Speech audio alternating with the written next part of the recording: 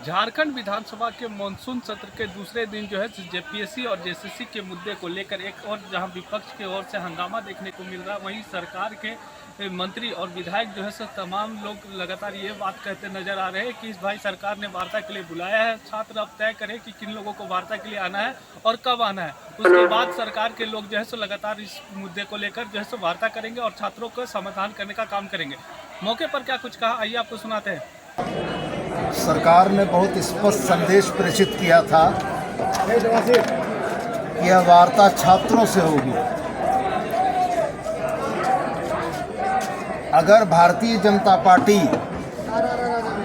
और झारखंड के coaching mafia यह चाहते हैं कि छात्रों के आंदोलन को वो हाईजैक कर लेंगे, तो सरकार उनकी मंशा में उनको सफल नहीं होने देगी। यह वार्ता, यह आंदोलन छात्रों का है और छात्रों से बात करने के लिए सरकार अभी भी तत्पर है।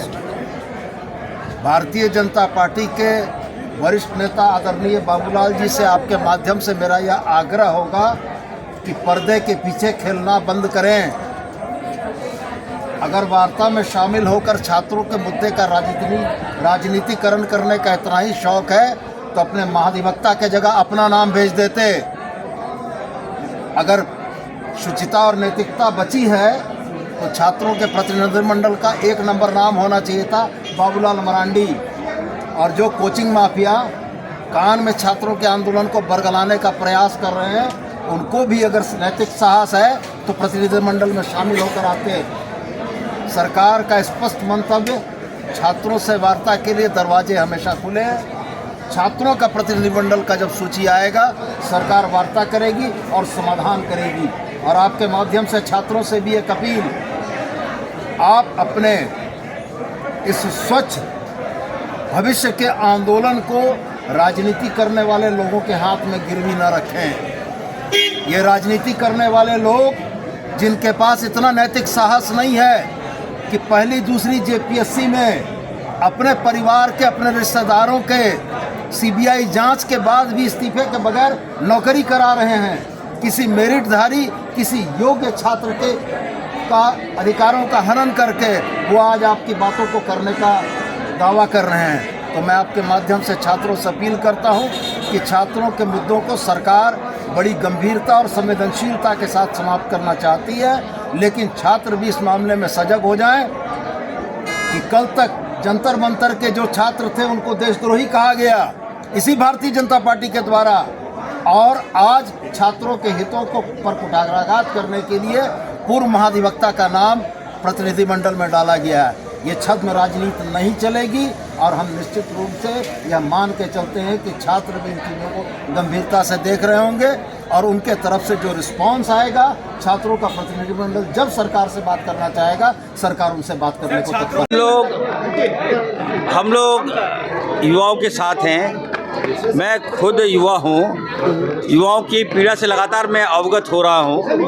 कल कुछ बच्चे की तबीयत खराब हो गई, हमने आनंद फानन में एम्बुलेंस भिजवाया, अतिरिक्त डॉक्टर्स मुहैया करवाया, दवाइयाँ हमने मुहैया कराई है। दूसरी बात है कि सबसे बड़ी बात, हमारे जन नेता जननायक आदरणीय राहुल गांधी जी ने युवाओं से बात की।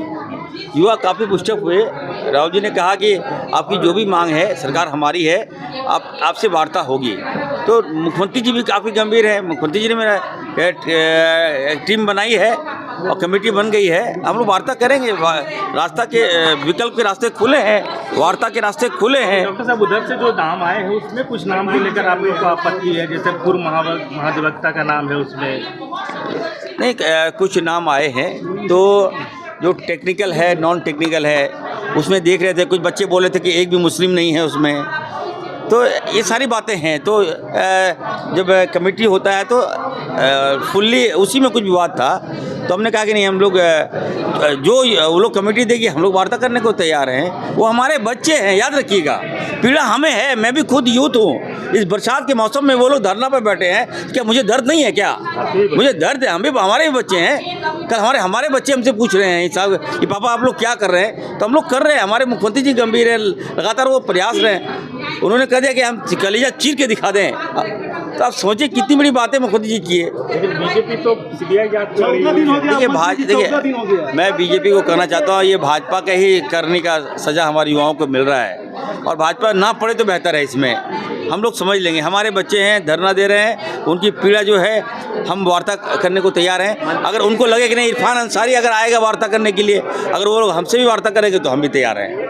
देखिए सरकार प्रयास कर रही है, तभी तो जेपीएससी अध्यक्ष ने इस्तीफा दिया है। सरकार प्रयास कर रही है तभी तो रेड कंडक्ट हुआ है। सरकार प्रयास कर रही है तभी मंत्रियों का डेलीगेशन बनाया गया, और निश्चित तौर पर आने वाले समय में सीएम साहब ने बहुत क्लियरली बोला है कि किसी को बख्शा नहीं जाएगा, और हम लोग उस पर संज्ञान ले रहे हैं, प्रत्येक दिन संज्ञान ले रहे हैं। छात्रों से हमारी बात हो रही है, हमारे नेता आदरणीय राहुल गांधी नेता प्रतिपक्ष, उन्होंने बात किया है कल छात्रों से, तो निश्चित तौर पर संज्ञान हमारी सरकार बहुत पहले ले चुकी थी, और निश्चित तौर पर इसका हल भी निकलेगा। विपक्ष का तो फेस ऑफ खराब हो चुका है ना, विपक्ष का चेहरा बचा नहीं दिल्ली में। झारखंड की जनता हो या देश की जनता हो, वो जान चुकी है कि जाति से, धर्म से या डिस्क्रिमिनेशन ऑफ स्टेट से किसी का भला हिंदुस्तान में नहीं हो पाएगा। हमें हिंदुस्तानी बनकर रहना होगा, और हिंदुस्तानी बनकर सरकार भी चुनना होगा, जनप्रतिनिधि भी चुनना होगा, तब जाकर कुछ अच्छा इस देश में हो सकता है।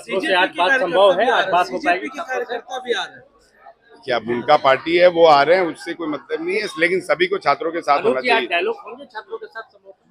अब वो अगर बात करना चाहें, जैसा कि कल प्रेस कॉन्फ्रेंस में उन्होंने बोला है, तो निश्चित तौर पर हमारी सरकार ने तो 2 दिन पहले ही घोषणा कर दिया था कि हम बात करना चाहते हैं। देखिए 2 विषय है, तो विरोध इसलिए कर रहे हैं कि हाशिए पर आ गए हैं। हाशिए इसलिए आए हैं कि पहली और दूसरी जेपीएससी का 26 सालों में कोई आउटपुट नहीं निकल पाया, इसलिए हाशिए में, और तत्परता के साथ राज्य के एजेंसी ने इस पर कार्रवाई किया। ये मर्माहत है कि भाई हमारा जो सीबीआई है वो कार्रवाई नहीं कर पाई, और इतनी जल्दी राज्य की एजेंसी कैसे कार्रवाई कर ली, इसलिए वो मर्माहत है, इसलिए चिल्ला रहे हैं।